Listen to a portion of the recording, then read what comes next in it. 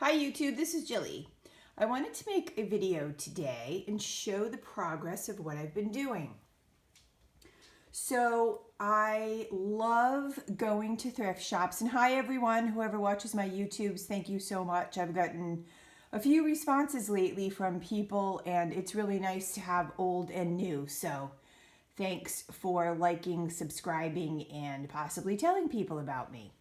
So I am an artist. I draw every day, and I also love to paint. I don't know if I paint every day, but I do usually draw or sketch, and I have been painting every day. And I kind of found out that I could video off of my phone, and so now I've been making daily YouTubes. But I wanted to show this frame. And I did make a couple of videos yesterday. I made one for Instagram. I think I put one on my Jillys Art Facebook. And I'm just having a blast. So this frame is pretty large. I would say it's, I haven't measured it actually. It's not for sale, it's mine, I'm keeping it. But I bought this from a thrift shop, so you can see the handle on top. It's very heavy. It's probably 2 feet by like 1.5 feet. It's big. And I don't know why the person put a handle on it. Maybe they were bringing it to something and carrying it around, which is very convenient for me. But I think it cost about $2.50 possibly. I think I took a picture of the price tag a while ago. But I wanted to show this because I'm going to be doing like a craft show or festival outside, and I don't have a sign. And I know lots of times when I watch things about sales, and I've done a lot of different types of shows in my life with works and jobs that I've had and careers that I've had. So I know that a sign can be really important if people are walking by and you have a booth or you're set up. And I wanted to make something so from far away, because the one I'm going to is going to be in July. People are going to be outside, and if they're standing far away, then they can see my sign really clearly. So I wanted to make it, less is more, not overdone. And I love my business cards. And so I thought that the logo, I did not copy the logo because it is not my original logo. That's one thing my mentor has always taught me. Don't copy. Make it original, make it yours. But I did kind of use it as a guideline, which is okay for legal reasons and creative reasons. So I did kind of make it my own and put some different paints and some different colors. But if you look at it, it has a little bit of an association with my business card. So this is my business card, which I will have with me when I go to a craft show. But I'm trying to make everything kind of sequential. The mind has memory, usually, for most people. Especially creatively. What is it in advertising? If you see something or hear something 3 times, then you'll have more of a tendency to remember it. So the lettering, the Jillys Art lettering, the font, I kind of tried to replicate it the same way in the painting. It is a bit different. I made the Y, I don't know, last night when I was looking at it, I made the loop of the Y a little long. But hey, I freehanded it. I just grabbed a pen, drew it out really fast, and started painting it in. And it's the way I usually like to do things. And so I thought it would just be kind of fun just to sit down and do it last night. But the frame is repurposed. So it has, I was showing it yesterday. See if I can grab something while I'm sitting here.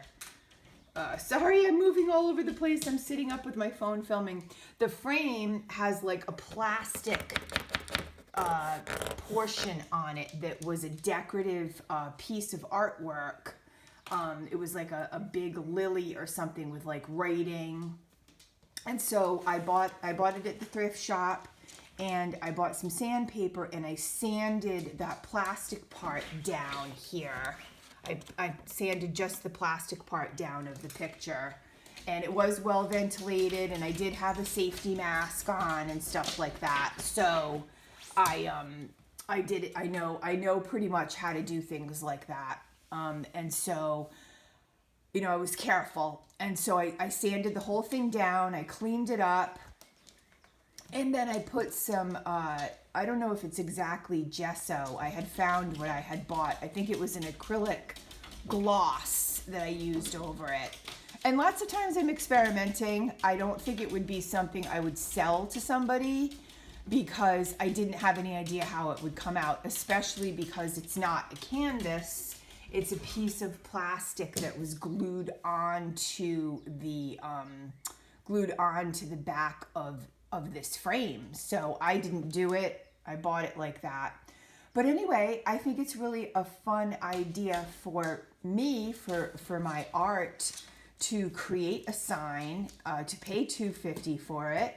And I love repurposing things and thinking that this picture has a longer life and giving it new life. So I put some different red colors. I used acrylics, watercolors, and some like glittery gold. I love to paint with gold and metallics. And then I did my lettering with all different things. I used some paints, some Sharpies. I was up a little late last night coloring in the letters. The gold paint is the acrylic pouring paint. And I put about 3 coats of that on last night. If you use it too thickly, it dries weird in different sections. And so I was finding I was using a really soft brush and like lightly painting on the gold. You can see the texture of where I put the gesso stuff, and when I sanded it down, I didn't really make it really that smooth. But that's okay. I kind of like the graininess of it. So, and I did sign it on the bottom. My mentor always reminded me to sign every piece that I do. And so I'm just surrounded here with art. That's one of my paintings that I've kept, that I've done, my wave, my barrel wave. That's an oil, and it's framed. Oil paints take a really long time to dry. So this is done with acrylics and watercolors and some crafting glittery stuff. So it certainly will not take months to dry like some of my oil paints. And I did mix some of my coffee paint in with the gold and the green. So I always use my little coffee ink that I make. And this bee painting, I think, has found a home. So somebody DM'd me this morning who works at a honey company, a bee company, and they might want to buy the painting. So that would be really fun. I had told them if they listen to this YouTube, hi, I don't know if you want me to say your name, so I won't say it on today's YouTube. I'm very careful about that. But this is an 8x10, and it's on a nice canvas. And like I've shown people, I do paint the sides of the canvas. Sometimes I can go over it with like a thicker gold color, but I try to even bring the painting like around to the side. So then that way, if you don't want to frame it, you can keep it unframed. Or these floating frames are really nice and quite easy to assemble. And then if I do paint the side of the painting, you can still kind of see it, like a whisper of it in the floating frame. So, I mean, it really does enhance the painting. But I wanted to show my sign that I made. And I think from far away, you can really see it. And last night I had some different lights turned on in the house, and you could really see the glow of the gold paint. So keeping it simple is what I wanted. And having that green color scheme was important, and then the touch of red. And we're moving forward. I hope that people are enjoying my videos, and I still want to make a video about how I'm going to start a little mini canvas and paint something. So I want to show people step by step how I start how I like to start my canvases. It's probably not the way a lot of people do it, but it's the way I do it, the way I like to do it. So I'll make a video of that maybe tomorrow, and it will not be overly instructional.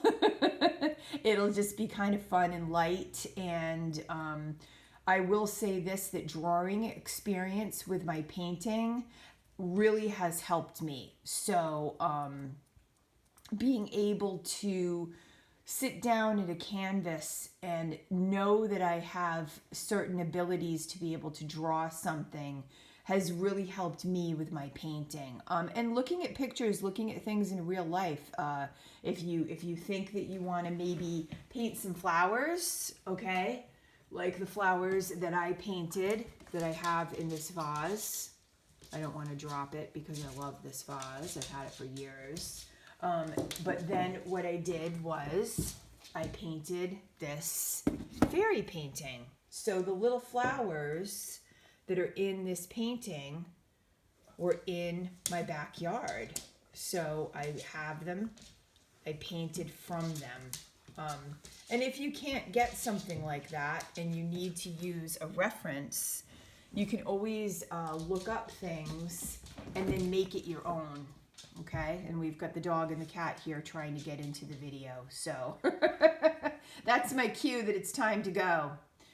But I just love the repurposing aspect of this. It just brings me so much joy, and I love the fact that this particular piece, when I gessoed it and I had it sitting there kind of waiting to be painted on, I had no idea what I wanted to paint, and this is just a great utilization of it, I think.